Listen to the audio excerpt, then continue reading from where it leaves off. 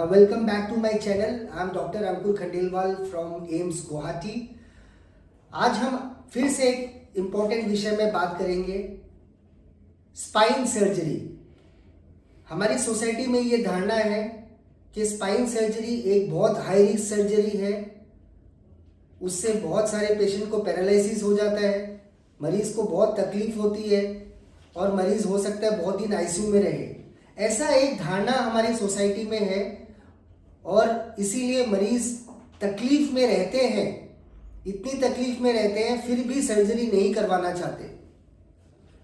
But ये किस हद तक सच है और इस सच को कितना मानना चाहिए, इस विषय में बात करने के लिए आज हमारे साथ senior neurosurgeon doctor Priyadarshi Dikshit हमारे साथ है, जो कि एम्स में गुवाहाटी में एक एसोसिएट प्रोफेसर न्यूरोसर्जरी में काम कर रहे हैं। काफ़ी सालों का एक्सपीरियंस है, खास करके स्पाइन सर्जरी में। तो सर आप हमें ये बताइए कि किस हद तक सोसाइटी में ये माना जा सकता है कि स्पाइन सर्जरी एक बहुत हाई रिस्क सर्जरी है और क्यों लोगों में ये डर है कि स्पाइन सर्जरी नहीं करवाना चाहिए। स्पाइन सर्जरी 1980 और 90 के दशक तक अनसेफ सर्जरी था, लेकिन उसके बाद एंडोस्कोप और माइक्रोस्कोप के आने के बाद हम 6 to 10 टाइम्स मैग्निफिकेशन में ये सर्जरीज करते हैं। तो अब ये कहना सही होगा कि 95 to 99% ऑफ स्पाइन सर्जरीज आजकल सेफ हैं।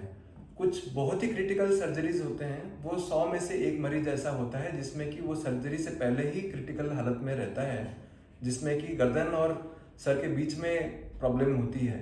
तो ऐसे केसेस अभी भी रिस्की हैं, लेकिन बाकी सारे spine surgeries, you can say 99% of spine surgeries आजकल सेफ है।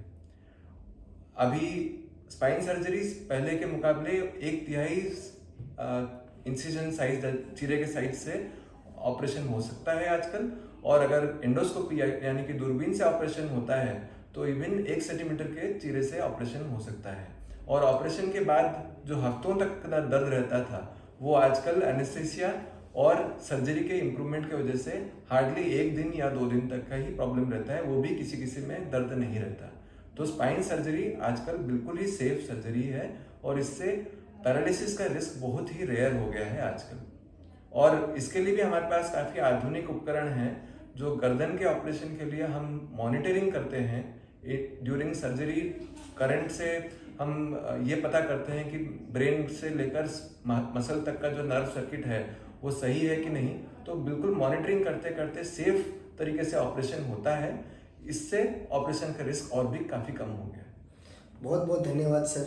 सर मेरा दूसरा क्वेश्चन ये है कि स्पाइन में भी अलग अलग तकलीफें हो सकती है। किसी को स्लिप डिस्क हो सकता है, किसी को ट्यूमर हो सकता है, किसी को फ्रैक्चर हो सकता है, किसी को फेसेट जॉइंट में तकलीफ हो सकती है।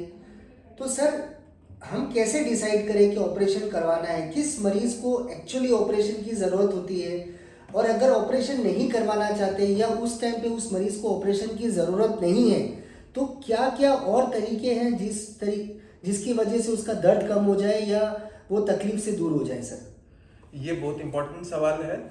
पहले एक कॉन्सेप्ट था टाइम इज ब्रेन। समय अगर लेट होता है तो ब्रेन इंजरी बढ़ती जाती है और हम समय खो देते हैं तो ब्रेन के जो फंक्शन चले जाते हैं वो परमानेंटली चले जाते हैं। कुछ इस तरह का भी कॉन्सेप्ट स्पाइनल कॉर्ड में भी है। अगर समय पे स्पाइनल कॉर्ड का ऑपरेशन ना हो तो कभी कभी पैरालिसिस परमानेंट हो जाता है और एक बार परमानेंट स्थिति में आ जाती है प्रॉब्लम, तो फिर ऑपरेशन करने के बाद भी कुछ विशेष फायदा नहीं हो पाता है। तो हमें यह जानना है कि कौन कौन से ऐसे सिम्टम्स हैं, कौन कौन से ऐसे संकेत हैं जो होने पर तुरंत ही डॉक्टर के पास जाना चाहिए और हो सकता है कि ऑपरेशन की ज़रूरत इमीडिएटली पड़े। वह है पैर में सुन्नपना आ जाना, जैसे छूने से पैर में चमड़ी मोटी सी फील होना या फिर पैर में पता न चलना। दूसरा, इम्बैलेंस बढ़ते जाना, जैसे स्पेशली रात में अंधेरे पे चलने पर या फिर चलने पर ऐसा मालूम होना कि रुई पे चल रहे हैं या फिर गिरने की ऐसा फीलिंग आना कि मैं गिर जाऊंगा या मैं गिर जाऊंगी। तीसरा चीज़ होता है पैर में कमजोरी आना। यह तो और भी ग्रेव कंडीशन है और भी जटिल परिस्थिति आ जाती है ऐसे होने पर। अगर पैर में उंगली नहीं चलती है या पंजा नहीं चल रहा है पैर का, या फिर बैठ के उठने में दिक्कत आ रही है, इसका मतलब है कि आपका पैरालिसिस धीरे धीरे बढ़ रहा है और उसका ऑपरेशन जल्दी करना आवश्यक है। एक और सर्वाइकल प्रॉब्लम में एक और चीज़ होती है कि हाथ में जो जैसे हम बारीकी से काम करते हैं, बटन ना लगा पाना, या फिर खाना जैसे हम रोटी तोड़ते हैं, रोटी तोड़ने में दिक्कत आना, यह सब संकेत यह होता है कि आपकी कमजोरी बढ़ रही है और जल्दी आवश्यक है कि ऑपरेशन कर दिया जाए। और कुछ और स्पेसिफिक कंडीशन होता है जिसमें कि डिस्क का प्रॉब्लम होता है, और जो थोरेसिक वर्टिब्रा यानी कि पीठ के हड्डी के रीजन में अगर कोई प्रॉब्लम होता है तो यूरिन में कंट्रोल ना होना, यूरिन कपड़े में हो जाना या ज़्यादा देर तक ना रोक पाना, यह भी एक अर्ली संकेत है कि आपको जल्दी ऑपरेशन करा देना चाहिए। तो सर अगर सपोज किसी को स्लिप डिस्क हो गया, लेकिन आपने उस पेशेंट को देखा और आपको लगा कि इसको अभी सर्जरी की ज़रूरत नहीं है, लेकिन पेशेंट दर्द में है, तो और क्या क्या तरीके हैं जिसकी वजह से उसका दर्द कम किया जाए या सर्जरी को डिफर किया जाए? ये भी बहुत बढ़िया सवाल है। हमारे प्रैक्टिस में दिन में अगर मान लीजिए 50 मरीज आते हैं, उसमें हार्डली 5 ऐसे मरीज होते हैं जिनको की जल्दी ऑपरेशन की आवश्यकता है। कहने का मतलब है 10 में से 7 या 8 या इवन 9 पेशेंट ऐसे होते हैं जिनको कि ऑपरेशन की तुरंत आवश्यकता नहीं होती है। तो उनका इलाज दवाई से हो सकता है, और बहुत अगर दवाई से नहीं हो पाता वो इलाज, तो बहुत सारे जैसे आप ये देख रहे हैं स्पाइन ये सिस्टम दिख रहा है, यहाँ पे बहुत सारे जोड़ होते हैं, जॉइंट्स होते हैं। तो इन जॉइंट्स में भी अगर सूजन आ जाती है तो बहुत ज़्यादा पेन होता है और पैर में भी दर्द जाता है, जैसे डिस्क वाला प्रॉब्लम होता है। और अगर डिस्क बहुत छोटा है जिसमें कि अभी ऑपरेशन करने की आवश्यकता नहीं है, तो कई सारे ऐसे इंजेक्शन हैं और ऐसे बिना सर्जरी के तरीके हैं जो आजकल पॉसिबल हैं और पेन क्लिनिक में होते हैं, जिसमें कि दर्द आपका काफ़ी दिनों तक कंट्रोल हो जाता है, और यह एक स्क्रीनिंग टेस्ट भी हो जाता है कि आपका बिना ऑपरेशन के इलाज हो पाएगा या नहीं। तो बहुत सारे तरीके हैं, फिजियोथेरेपी भी हैं जिससे कि आपको कुछ पोस्चरल प्रिकॉशंस भी लेने हैं, आपका पोस्चर कैसा रहना चाहिए, क्या एक्सरसाइज करना चाहिए, इन सब तरीकों से भी आप सर्जरी टाल सकते हैं। लेकिन जैसे मैंने बोला था कि जो रेड फ्लैग साइंस हैं, यानी कि जो गंभीर प्रॉब्लम वाले संकेत हैं, अगर वो आ जाएं तो फिर ऑपरेशन जल्दी करना पड़ता है। बहुत बहुत धन्यवाद सर। मेरा एक आखिरी सवाल है, हम ऐसे कुछ मरीज देखते हैं अस्पताल में जिन्होंने पहले स्पाइन सर्जरी कराया था, लेकिन सर्जरी कराने के बावजूद भी अभी भी उनको दर्द है, जिनको हम फील्ड बैक सिंड्रोम बोलते हैं। तो ऐसे मरीज बहुत कम ही होते हैं, लगभग 10 में से 8 मरीजों को फायदा होता है, बट एक मरीज ऐसा होगा जिसको फायदा नहीं होता है या दर्द रह जाता है। तो सर इसके बारे में थोड़े बताइए। फील्ड बैक सिंड्रोम एक बहुत ब्लैंकेट टर्म है जिसमें कि बहुत सारे तरह के मरीज होते हैं। मरीज को कमर दर्द बस डिस्क के वजह से भी नहीं होता, मरीज को कमर दर्द आसपास, जैसे मैंने बताया था, जॉइंट में प्रॉब्लम, यहाँ पे छोटे छोटे जॉइंट्स होते हैं, उनमें प्रॉब्लम होने की वजह से भी होता है। दूसरा, उसका पोस्चर इतना बेंड हो जाता है जिससे कि नॉर्मल ऐसा कर्वेचर रहना चाहिए कमर का, वो कर्वेचर गायब हो जाता है या फिर आगे की तरफ झुक जाता है स्पाइन, तब भी उनके पीठ के मसल को ज़्यादा काम करना पड़ता है। एक तीसरा कॉमन चीज़ है कि हड्डी में कमजोरी होना, जिसको ऑस्टियोपोरोसिस बोलते हैं, तो उसके वजह से भी कमर दर्द रहता है। और एक कारण है कि जो डिस्क है वो एक डिस्क नहीं है, हमारे शरीर में 23 डिस्क हैं, 23 डिस्क हैं। तो 23 डिस्क है, हो सकता है कि लास्ट टाइम आपका एक नीचे वाला लेवल का डिस्क का प्रॉब्लम हुआ हो और इस वक्त ऊपर वाला डिस्क का प्रॉब्लम हुआ हो, और कभी कभी हल्का फुल्का इन्फेक्शन रहने की वजह से भी फील्ड डिस्क होता है, फील्ड बैक सिंड्रोम होता है। और कभी कभी अगर कर्वेचर बिल्कुल खराब होता है या फिर हड्डी हल्का सा स्लिप हुआ होता है तो फिर फील्ड बैक सिंड्रोम में स्क्रू लगाने की या फिर फिक्स करने की जरूरत पड़ जाती है। तो फील्ड बैक सिंड्रोम का भी इलाज है।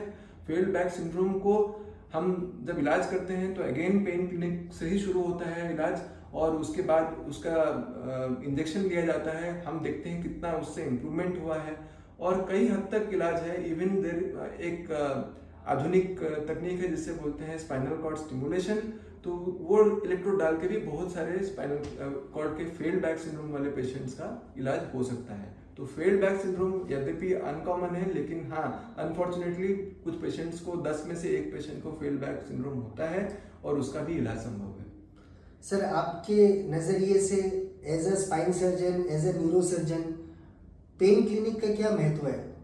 पेन क्लिनिक बहुत ही हेल्पफुल एड है हमारे लिए, क्योंकि अधिकांश मरीज, जैसे मैंने बोला था, 10 में से 8 मरीज जो ओपीडी में आते हैं कमर दर्द के साथ, या 10 में से 9 उनको ऑपरेशन की आवश्यकता नहीं होती है, लेकिन दर्द तो उनको भी होता है।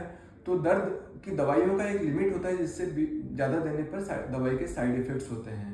तो ऐसे पेशेंट्स में जिनको दर्द ज़्यादा है, उनको पेन क्लिनिक से मैनेज किया जा सकता है। कुछ ऐसे मरीज भी होते हैं जो हार्ट के प्रॉब्लम की वजह से या शुगर अनकंट्रोल की वजह से वो ऑपरेशन के लिए फिट नहीं होते, या उम्र इतनी ज़्यादा हो जाती है कि वो ऑपरेशन के लिए फिट नहीं होते। ये मरीज तो आइडियल कैंडिडेट हैं पेन क्लिनिक के लिए, जिनका कि पेन आसानी से कंट्रोल किया जा सकता है और वो थोड़ा एक्टिव लाइफ कंटिन्यू कर सकते हैं। Thank you. हम डॉक्टर दीक्षित का बहुत बहुत धन्यवाद करते हैं, उन्होंने अपना कीमती समय हमारे लिए निकाला और कुछ इम्पोर्टेंट प्रश्नों का जवाब दिया, और हम उम्मीद करते हैं ये सब जवाब से सोसाइटी में एक जो मिथ चल रही थी वो टूटे, लोगों को क्लियर कट आंसर्स मिले स्पाइन सर्जरी के बारे में, स्पाइन पेन मैनेजमेंट के बारे में, और ये चेन स्प्रेड हो कि स्पाइन सर्जरी एक रिस्की सर्जरी नहीं है, ये बहुत ही सेफ सर्जरी है। Thank you.